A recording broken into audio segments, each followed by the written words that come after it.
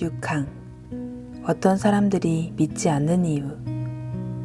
하지만 복음으로 부르심 받은 사람들 중 많은 이가 회개하지 않고 그리스도를 믿지 않은 가운데 멸망한다.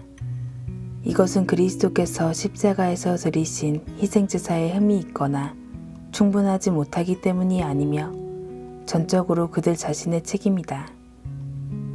7항 어떤 사람들이 믿는 이유. 하지만 참되게 믿고 그리스도의 죽으심으로 죄와 멸망에서 해방되고 구원받은 사람들에게 이 은택은 오직 하나님의 은혜로 말미암는다. 이 은혜는 하나님께서 영원 전에 그리스도 안에서 그들에게 주신 것으로 하나님께서는 이 은혜를 어느 누구에게도 빚지지 않으신다. 우리는 그리스도께서 제자들에게 맡기신 지상 대명령에 순종하기 위해 복음을 모든 세상에 설교해야만 한다는 것을 보았습니다. 이것은 또한 도르트 신조 5항에서 우리 선조들이 더욱이 십자가에 못 박히신 그리스도를 믿는 자마다 멸망하지 않고 영생을 얻는다는 것이 복음의 약속이다 하고 말하는 이유입니다. 하지만 슬픈 사실은 복음을 많은 사람에게 설교해도 듣는 사람들이 모두 믿지는 않는다는 것입니다. 반대로 복음을 듣는 사람들 대부분이 믿기를 거부합니다.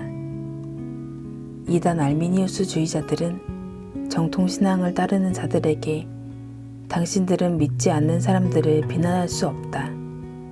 왜냐하면 믿지 않는 사람들은 결코 택함받은 적이 없고 그리스도께서 믿지 않는 사람들을 위해 죽으시지도 않았기 때문이다 하고 말하며 정통신앙인들을 비방했습니다.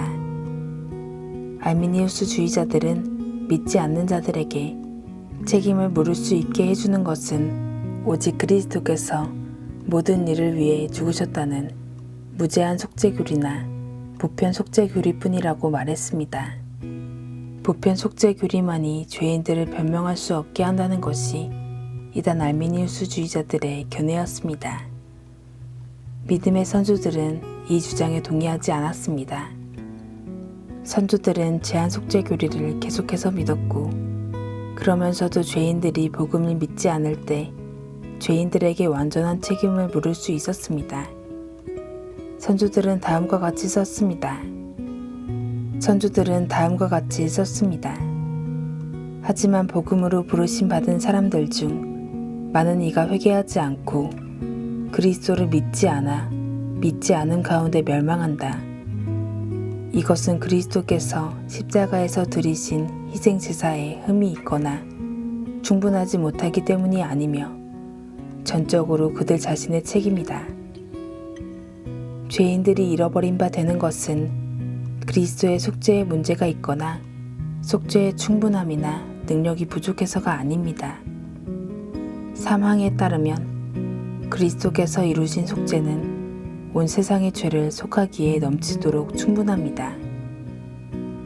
만약 자신의 죄인된 상태에 대해 확신하면서 그리스도의 보혈로 자신의 죄들을 씻김받기를 구하는 죄인이 그리스도께로 나아온다면 그리스도께서는 그 죄인을 받으십니다. 내게 오는 자는 내가 결코 내쫓지 아니하리라고 요한복음 6장 37절에 그리스도께서 말씀하셨습니다. 사람이 믿지 않는 원인은 그 사람 안에서 찾아야 하지 그리스도의 사역에 결함이 있다고 해서는 안 됩니다. 죄인들이 복음을 거부하는 진짜 이유는 죄인들이 그리스도를 믿고 싶어 하지 않기 때문입니다. 그러나 너희가 영생을 얻기 위하여 내게 오기를 원하지 아니하는도다 하고 요한복음 5장 40절에 예수님께서 유대인들에게 말씀하셨습니다.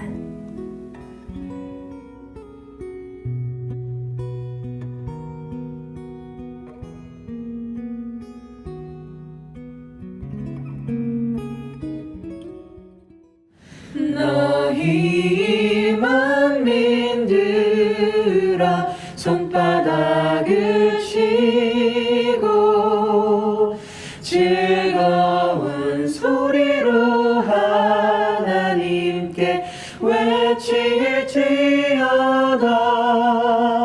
지존하신 여호와는 어미하시고 온 땅